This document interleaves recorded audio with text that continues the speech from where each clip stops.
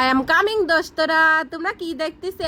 রসমালাই না, এটা রসমালাই না, এটা হলো হাওয়াই মিঠাই, মানে দিল্লির লাড়ু। মুহির ভিতর দিবি আর গলি গলি যাবি। আসসালামু আলাইকুম দোস্তরা, তোমরা কেবে আইছো? আলহামদুলিল্লাহ আমি ভালো আছি। তোমরা তো ভিডিওটা প্রথমে দেখেই বুঝতে পারছো কি বানাচ্ছে। আর রসমালাই কিরকম করে বানালাম দেখতে থাও। খুব সহজে এই ঘরে বসে কেবি করে গুঁড়া দুধ দিয়েছে রসমালাই বানাবে, সেই রেসিপি তোমাদের হাতে শেয়ার করব, দেখতে থাও। এত সহজ ভাবে কেউ ভাঙি ভাঙি কোনো ভিডিওতে কয়া দিবে না, আমি যেভাবে করে কয়া দিছি তোমরা দেখতে থাও। প্রথমে ভালো ব্র্যান্ডের গুঁড়া দুধ নিয়ে দিবে। আমি এনে ডানো ব্যবহার করছি 7 প্যাকেট। গুঁড়ি দুধের ভিতরে একটু বেকিং পাউডার, একটু ঘি আর একটু সাদা তেল দিয়ে ভালো করে মাহা লেবো।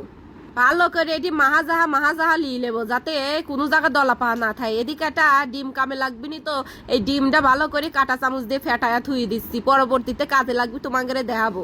যেভাবে করে বানাচ্ছি এভাবে করে বানায়, একদম সহজ ভাবে বানাবির পারবে। এই যে এখন আমার মাখা জাকা করা হয়ে গেছে বুঝছো দোস্তরা। এর ভিতরে এখন ওই যে ডিম গুলা তুই সেই ডিম অল্প অল্প করে দিয়ে একটা ডো বানালেবো, মানে আটার ময়াম কয় না, সেইটা বানালেবো।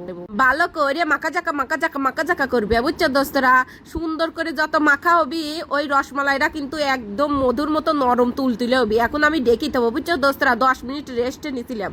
10 মিনিটের বেশি রাখা যাবি না, শক্ত হয়ে যাবি কিন্তু। এই যে 10 মিনিট পর একটু হাতে ঘি লিয়ে ওই যে মাখা জাকা করে নিচ্ছি। যত সুন্দর করে নরম করে মাহাবির পারবে, মানে এই ডোটা তৈরি করবি পারবে, তত সুন্দর কিন্তু রসমালাই খাতি লাগবে।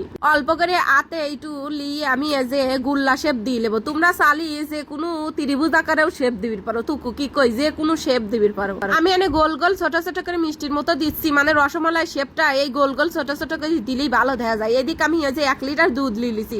দুধটা আমি এখন জাল করে নেবো বুঝছো দোস্তরা।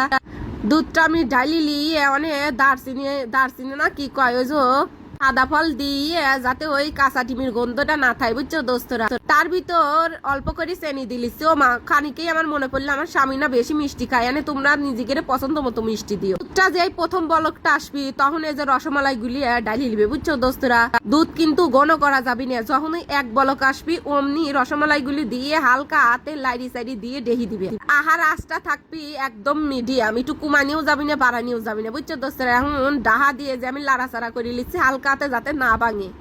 এই যেমন আমি ডাকনা দিয়ে ডেহি দিয়ে আবার একটু বলক পাড়া লেবো বুঝছো দোস্তরা। এখন আর ডাকনা উঠে লাড়বো না, একটু কড়াইটাই লাড়াচাড়া করে দেবো বুঝছো দোস্তরা। একটু ডাকনাটা উঠে দিলাম, দুধ উতলে যাচ্ছিল, দেহ রসে ভরা টই টুম্বুরা গেছে বুঝছো দোস্তরা। এখন আমার দুধটা একটু পাতলা রয়েছে, মানে ক্রিমটা একটু পাতলা রয়েছে, এই জন্য আলতো হাতে আস্তে আস্তে করে রসমালাই গুলি উঠি থুইয়ে দুধটা গনে করে দিয়ে আবার রসমালাইটা ছাড়িয়ে দিছি বুঝছো দোস্তরা। এখন আড়াটা আমি বলক দিয়ে নেবো।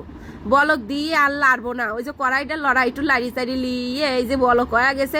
এখন আমার দুধটা মানে ক্রিমটাও ঘন হয়ে গেছে বুঝছো, মানে মালাইটা ঘন হয়ে গেছে। এখন আমি রেস্টে রাহি দেবো। রেস্টে রাহিয়ে এই যে বাইরে লিচি দাও, কত সুন্দর হয়েছে দোস্তরা রে, কি আর কব।